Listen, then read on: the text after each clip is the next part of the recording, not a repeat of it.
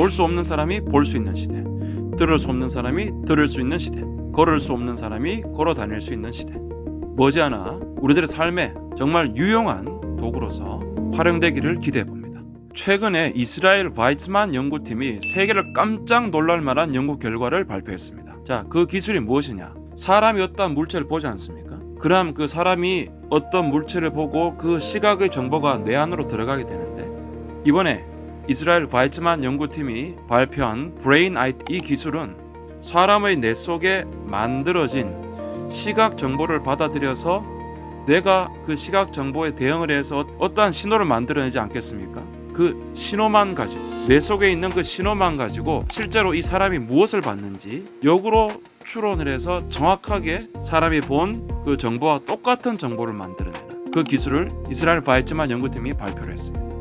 결과적으로 뇌파 정보 또는 뇌 신호 정보만을 가지고 이 사람이 무엇을 봤는지를 역추론해내는 거죠. 자, 이 시스템은 두 가지 모델이 활용이 되는데요. 하나는 바로 V2C 모델, Vision to Concept라는 모델을 하고요. 또 하나는 Diffusion AI 모델입니다. 이른바 확산 모델입니다. 먼저 Vision to Concept 모델은 사람이 어떤 고양이를 봤다. 그러면 그 고양이를 본 정보를 고양이, 털, 다리가 있다, 꼬리가 있다, 이런 식으로 시각적인 정보를 글로 개념을 바꾸는 그런 모델이고요. 두 번째 Diffusion AI 모델은 그렇게 얻게 된 정보를 전체적으로 확산을 시킵니다. 작은 알갱이로 다 확산을 시키는 거죠.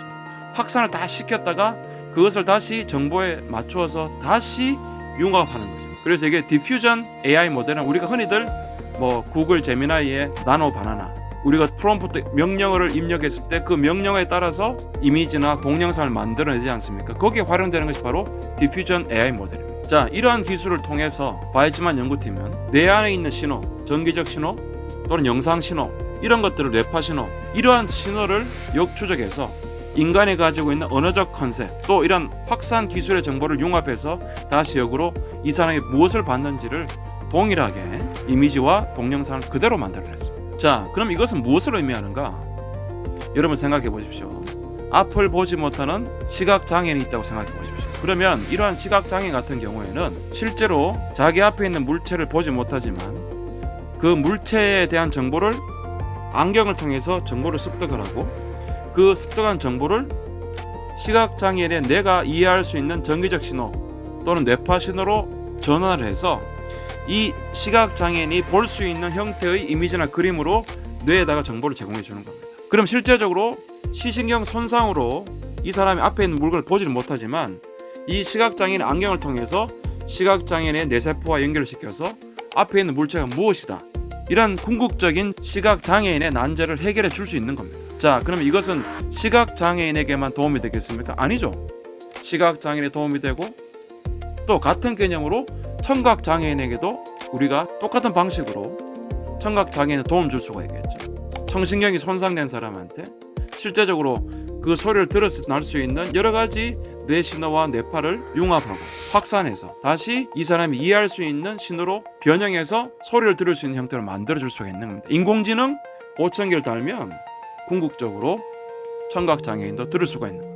자, 여러분, 휴머노이드 시대가 다가오면은 사람의 일을 대신해 주는 휴머노이드 로봇가 만들어질 수도 있지만 사람의 몸과 융합을 해서 예를 들어서 척추가 다쳐서 걸어 다닐 수 없는 사람, 그런 사람과 로봇을 연결시키는 거예요. 그 사람의 뇌와 휴머노이드 로봇의 척추를 연결시키는 거죠. 그러면 생각을 하게 되면 자기의 원래 다리는 걸을 수가 없지만 로봇가 그 사람의 다리 역할을 하는 거예요. 방금 소개해드린 이러한 컨셉을 통해서 볼 수 없는 사람이 보게 되고 들을 수 없는 사람이 듣게 되고 걸어 다닐 수 없는 사람이 걸어 다닐 수가 있는 그런 시대가 바로 우리 앞에 다가오고 있습니다. 이제 육체적인 장애라는 것이 사라지는 시대가 올 수도 있습니다.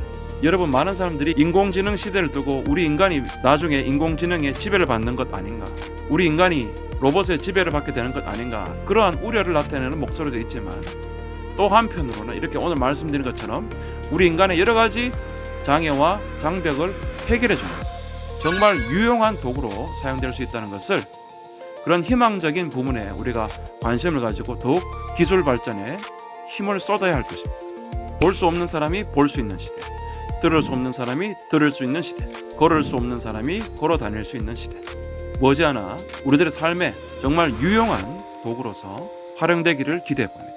오늘 내용 여러분께 도움이 되셨으면 구독과 좋아요, 알림 설정 부탁드리겠습니다. 다음 시간에 더욱 유용한 내용으로, 재미있는 내용으로 찾아뵙겠습니다.